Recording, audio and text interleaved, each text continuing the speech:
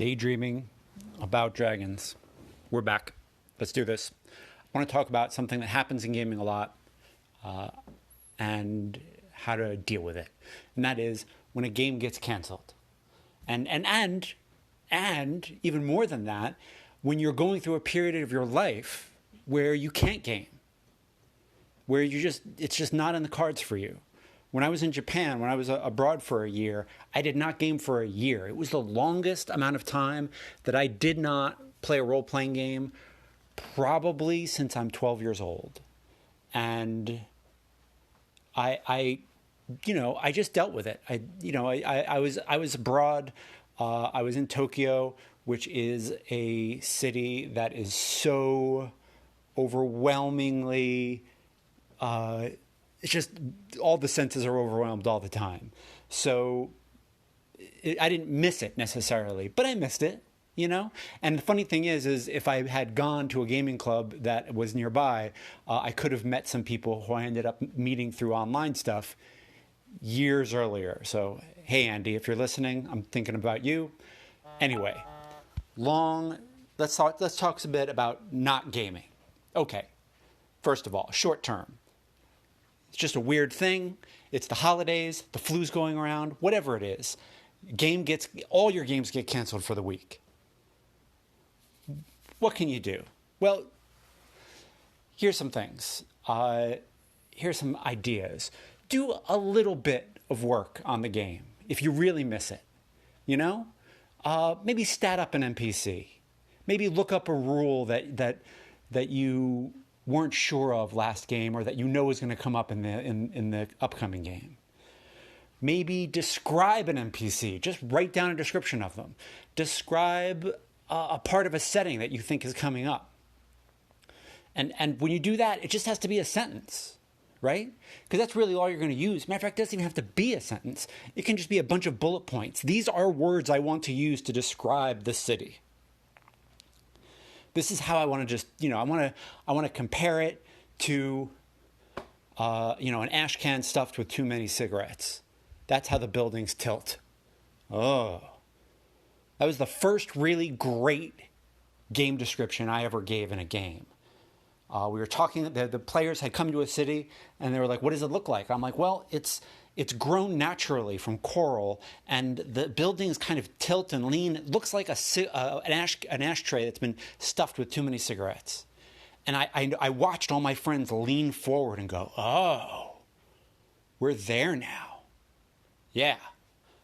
It doesn't have to be long and flowery. You don't have to be a voice actor. You just have to get them in that moment. So maybe write down some short descriptions of things that are going to be coming up, right? Write down some notes about an NPC. Look up some things about the setting. Have some fun. Play a little bit. Just goof around. And don't stress. Games get canceled. It's just what happens. If it's a repetitive thing and it seems to be happening a lot, I like to check in with people and just do what we call taking the pulse.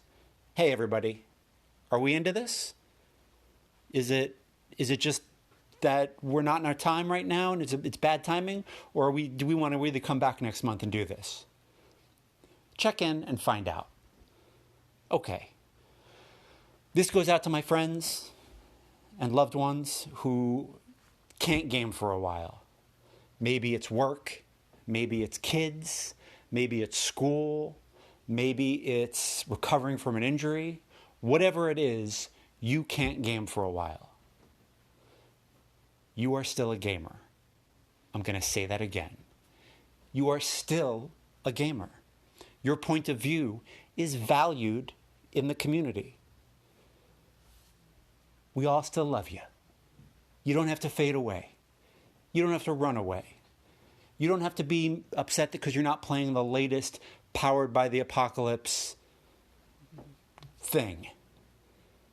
Don't sweat that. Don't sweat it at all. Don't worry about the new hotness. I'm here to welcome you back because you were never gone. Your point of view is still valuable. So if you can't game for a while, that's cool. You're still a gamer. take a deep breath. Games aren't going anywhere. You can come back whenever you're ready to come back. And take in games however you're ready to take in games. Might not be your fault. It might be the game's fault. It might be that we don't have enough games that play in short spurts. It might be that we don't have a good role-playing game that plays over text messages and deals with asynchronous play well enough. Maybe you have to play some play-by-post for a while. Try it. I'll have a link to a play-by-post game I ran with my buddy Daniel years ago. It was really good. And it was some of my favorite writing I've ever done. And Daniel's writing, we were just going nuts. It was a Burning Wheel game set in the Forgotten Realms, and it was so much fun. So I'll have a link to that. But what I really want to do is I see a lot of, and I read a lot of guilt and feelings of not belonging. And I want people to not feel that. If you can't game regularly, it could be because the games we have are set up in ways that don't make it easy for you to game. Maybe you should design that game as if you don't have enough to do because you're already not gaming. Someone should design that game. I call upon someone, please, design that game. Design the game for new parents who are up at 2 a.m. with a cranky child. Someone who can get a turn in as the kid is getting fed for 10 seconds. How do you do that? That's a design parameter. Whew! Someone design that sucker. And then just print the money. Print it. Yeah, I see a lot of stress about gaming, about games that don't happen. And I think it's all right. Summer, a lot of people go on vacation. Then we go into fall, which leads right into winter, which is a big holiday time. It can be very challenging. It can be very challenging. So don't fret and don't feel like that you're not supposed to be here. All right? I hope your gaming is going well. I hope if it's not going well, you're finding little creative outlets to do. And let's see what the inspiration goat brings us this week. I think it's an old familiar one this week. I think we're revisiting an old one, and I've seen the inspiration goat on my computer a lot, so I think I know what they're up to. All right, inspiration goat, what's up?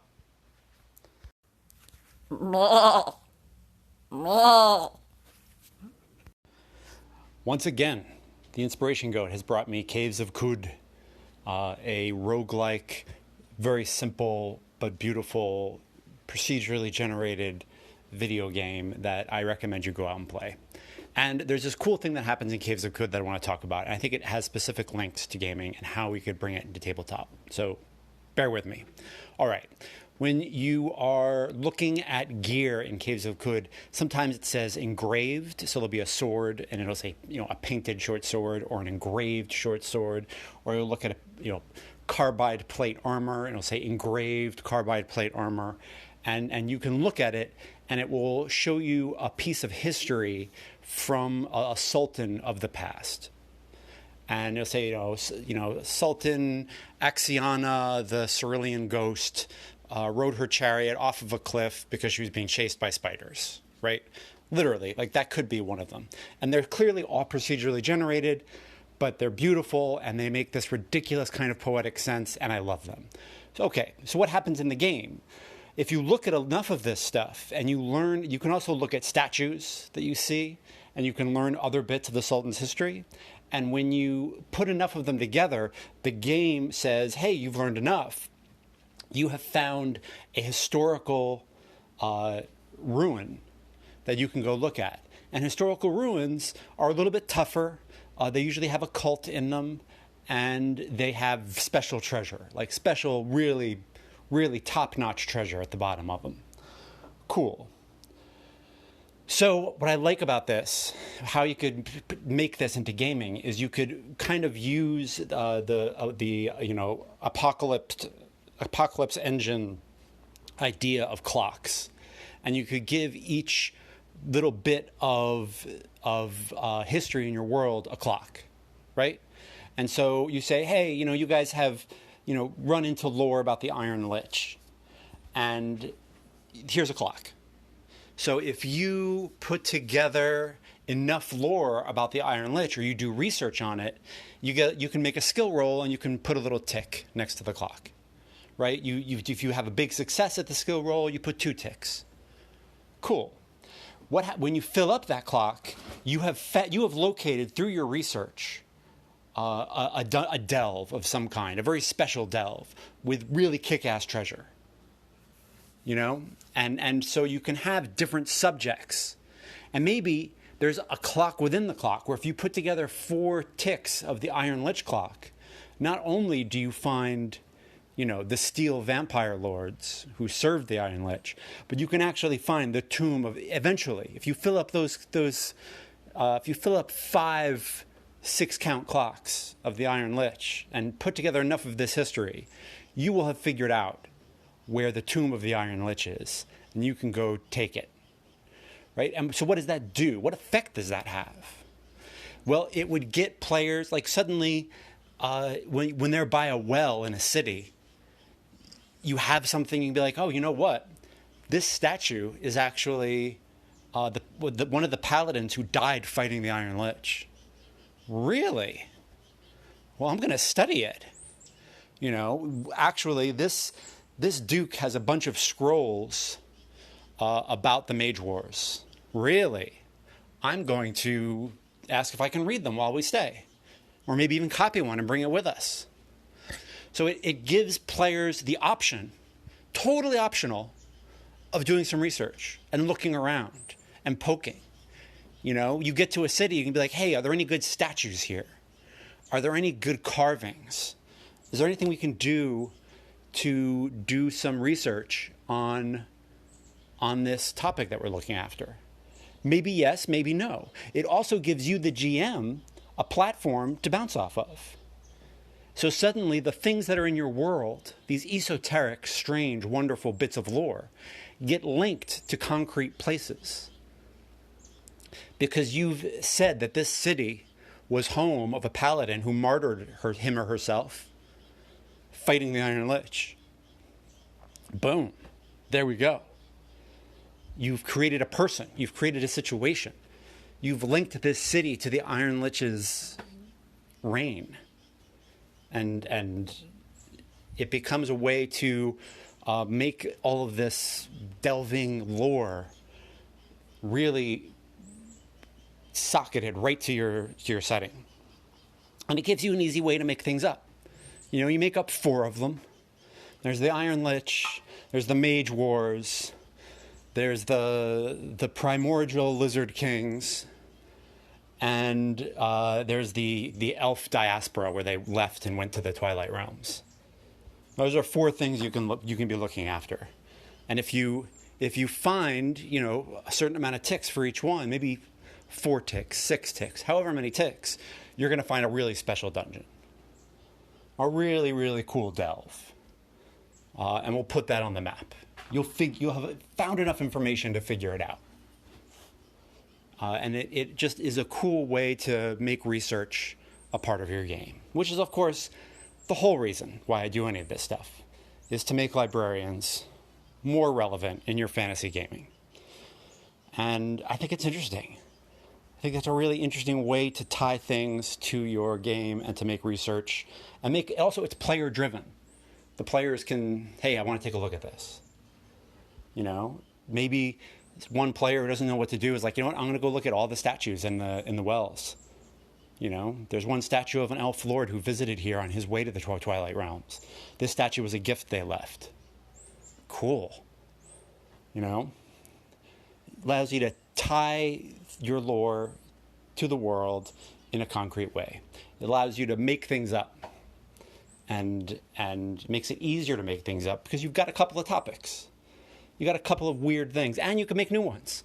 Maybe they uncover some weird new thing, and they find that before the Iron Lich was the Iron Lich, they were the Tin Wizard. And what's the Tin Wizard's deal? Well, let's set up a clock. When we do research on the Tin Wizard, and which is not to say that you can't just say, hey, here's the Tomb of the Iron Lich, go get it. You totally can. I'm saying if you want something in the realm of a greater game that's going on, it could be a fun way to do it. How do you disseminate lore in your games? I'd love to hear about it. How does research work? What have your players done to learn new things? I'd love to hear. Love to hear. And of course, this is all inspired by Apocalypse World clocks, Dungeon World clocks, and Blades in the Dark clocks, right? If you check off this many times, you get a goodie.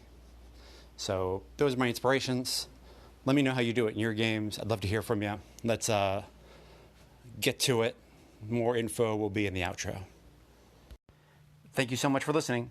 If you have any thoughts about gaming absences and coming back from a game, or keeping active while you're away from gaming, or how you get lore out and get players interested in it and connected to it in your games, I'd love to hear about it. Drop me a line. You can do that in a number of ways. My email is judd.karlman@gmail.com. My Twitter is Judd of Cryos. You can find that in the show notes. And you can just send me an MP3 over the Anchor app if that works for you. Whatever works for you, do that. Do that to continue the conversation. If you would like to support this show, there are a number of ways to do it. You can hit the Support This Show button. You can purchase a copy of the Dictionary of Moo. I've still got a few left. There is a link to that in the show notes. And, of course, you can respond, reply, send me your thoughts on any of the topics covered here.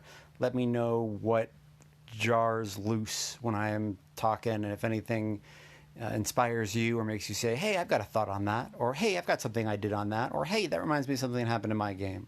I'd love to hear about it. I'd love to hear about your character, your game, whatever it is. Drop me a line. I'd love to hear from you. I hope your autumn is filled with ciders and witches, and I will talk to you soon.